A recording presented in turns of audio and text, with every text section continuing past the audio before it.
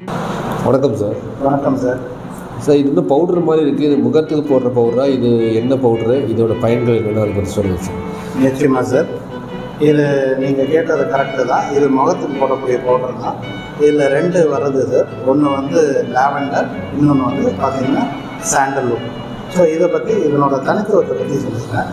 பொதுவாக நமக்கு மார்க்கெட்டில் கிடைக்கக்கூடிய பிராண்டடாக இருக்கட்டும், அன்பிராண்டடாக இருக்கட்டும், பவுடர்லாம் பார்த்திங்கன்னா அதில் வந்து டால்க் பேஸ் அப்படின்னு சொல்லுவோம். அதனால தான் டால்கம் பவுடர்னு பேர்.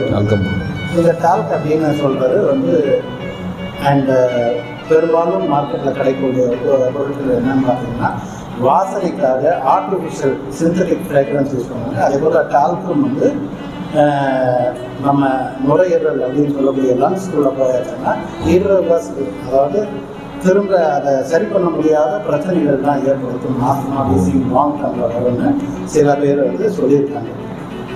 மார்க்கெட்டில் வந்து அந்த மாதிரி ஒரு விஷயம் போயிட்டு.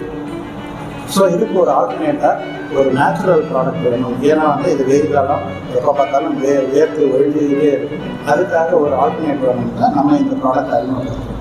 இதில் பார்த்தீங்கன்னா பேசிக்காக 2-3 இன்க்ரீடியன்ட் சார். ரொம்ப சிம்பிள்.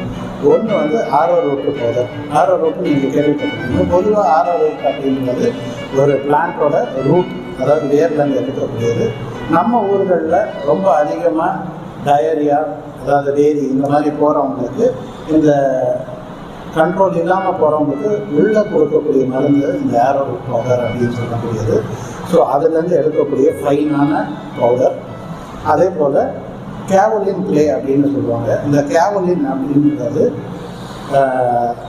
உலகத்தில் அதிகமாக கிடைக்கக்கூடிய ஒரு மண், கிளேன்னு சொல்லுவாங்க. இப்போ நம்ம முல்தானி மிட்டி அப்படின்லாம் கேள்விப்பட்டிருப்பீங்க. அதே மாதிரி ஒரு தரையிலேருந்து மண்ணிலேருந்து கிடைக்கக்கூடிய ஒரு கிளே, கேவலினைட் அப்படின்னு ஃபெல்ஸ்பார்லேருந்து எடுக்கக்கூடிய ஒரு இயற்கையான ஒரு வஸ்து.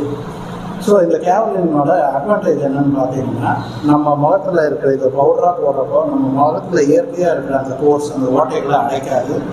எக்ஸஸாக ஆயில் இருக்கிறத உறிஞ்சும், எக்ஸஸாக அந்த வேர்வை வரக்கூடிய உறிஞ்சும். அதே சமயத்தில் மினிமம் தேவையான அந்த ஃபேஸில் இருக்கக்கூடிய ஆயில் அதை வந்து ட்ரை ஆகாமல் பார்த்துக்கணும். அதுதான் அந்த கேவலினோட மிக முக்கியமானது. இது சைனா கிளேன்னு சொல்லுவாங்க. அதிகமாக சைனாவில் பயன்படுத்தினாலும் இந்தியாவில் இதனோட டெபாசிட்ஸ் நிறையவே இருக்குது. ஸோ அந்த கேவலின் கிளே. மூணாவது இப்போ சாண்டல்வுட்னா sandalwood powder and sandalwood essential oil. அதே போல் லாவெண்டர்னா லாவெண்டர் ஃப்ளவர் ஃபைன்லெஸ்ட்டாக போட்டு அதே மாதிரி அதனோட எசென்ஷியல் ஆயில். இப்படி இயற்கை வஸ்துக்களை மட்டுமே வச்சு சைட் எஃபெக்ட்ஸ் இல்லாமல் அதே சமயம் மக்களுக்கு பயனுள்ள அன்றாட பொருளாக இதை இன்ட்ரடியூஸ் பண்ணுவோம். நன்றி சார். நன்றி சார்.